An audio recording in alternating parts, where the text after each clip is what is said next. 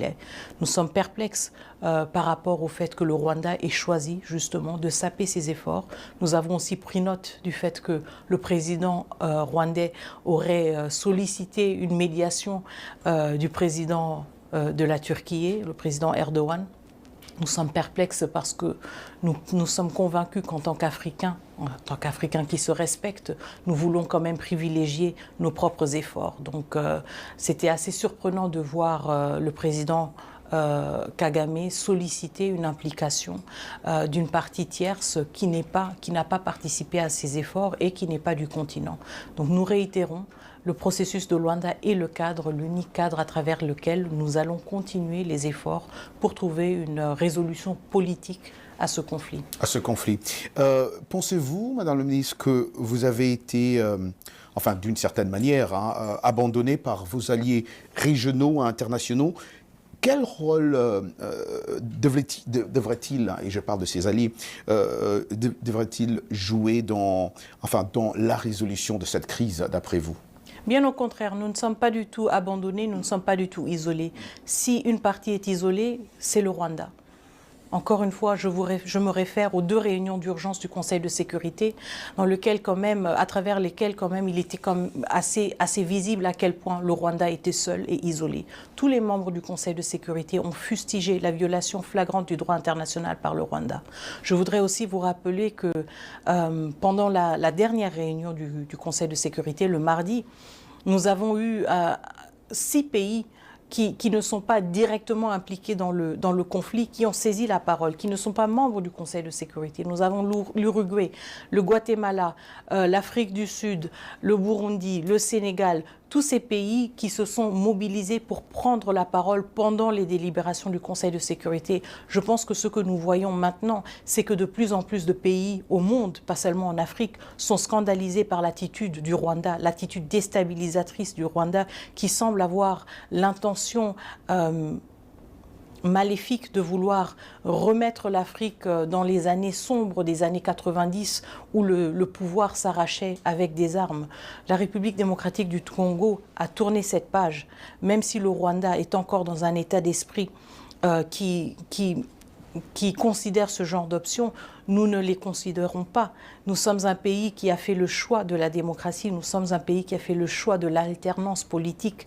Le Rwanda n'a aucune leçon à nous donner et surtout pas en essayant d'imposer sa volonté sur un pays souverain avec des armes. Donc ce que nous voyons plutôt, ce n'est pas un isolement de la République démocratique du Congo. Le monde s'insurge, le monde pose des questions sur comment est-ce que le Rwanda ait pu avancer si longtemps et comment est-ce que le monde a permis que le président Kagame se radicalise pendant tant de décennies. Et nous avons la réponse très claire à cela. Le président Kagame s'est radicalisé parce qu'il a été incontrôlé et il n'a pas été tenu redevable par tous ses partenaires et par tous ses bailleurs pendant tant d'années.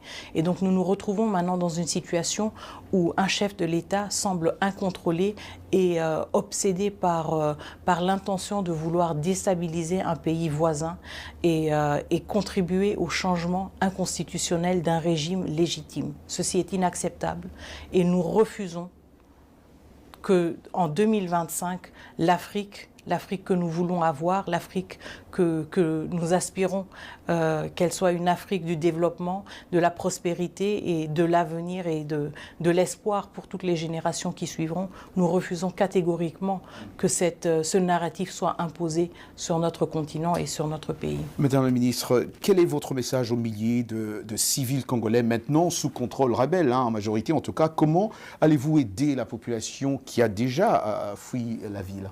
Est-ce qu'il y a une certaine... il y a des suivis sur ça, sur ceux qui sont partis, ceux qui ne sont plus dans le territoire?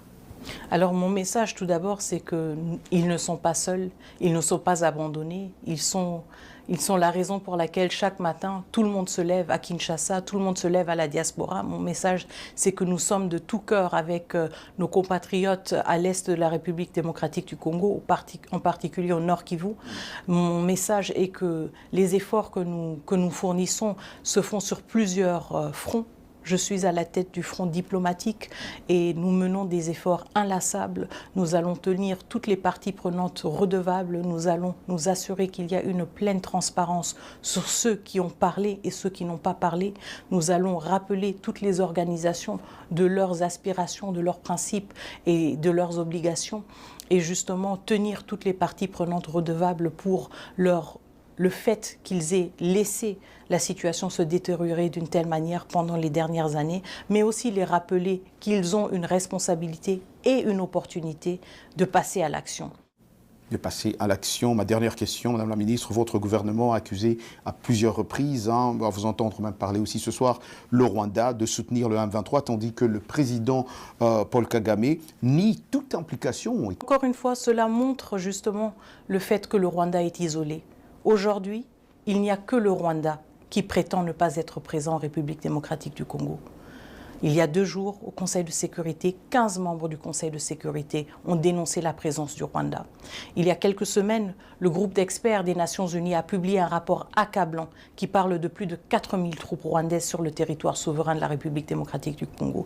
Des troupes qui tuent, des troupes qui pillent nos ressources naturelles, parce que ce même rapport parle de 150 tonnes de coltan exploitées et transférées vers le Rwanda de la République démocratique du Congo par les forces armées rwandaises et exportées sur les marchés internationaux sous l'étiquette du Rwanda.